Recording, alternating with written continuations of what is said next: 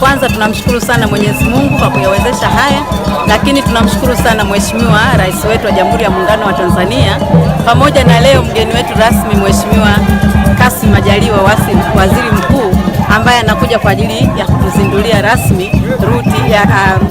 utembeaji wa meli hii katika Ziwa Nyasa. Sisi wananchi wa Mbamba Bay na wananchi wote wilaya ya Nyasa kwa ujumla, na hata jirani zetu wa mkoa wa Ruvuma na popote Tanzania,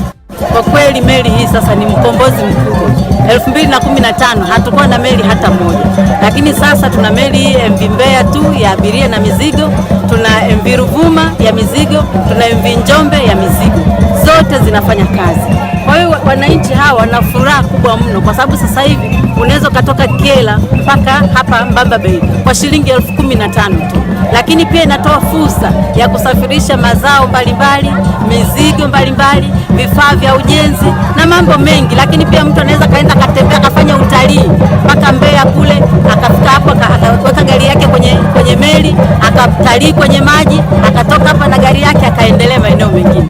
Kwa hiyo inaongeza fursa kubwa za utalii na uendelezaji wa wilaya ya Nyasa, lakini pia na maeneo jirani wote kama ndugu zangu wale wa Njombe kule, lakini pia na mkoa wote wa Ruvuma kwa ujumla. Kwa kweli Watanzania,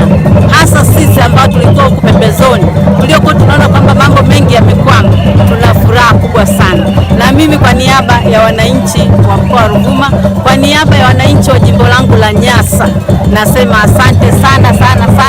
kwa Mheshimiwa Rais, asante sana kwa serikali yake ambayo pia Waziri Mkuu amekuwa akisimamia, na wadau wote walioshiriki kwa namna moja au nyingine kuweza kupata haya mafanikio. Na meli hii sasa itaunganisha masuala ya kiuchumi kwa kutumia barabara yetu ambayo sasa imeshakuwa tayari kwa kiwango cha lami kuanzia Mbinga hadi hapa Mbamba.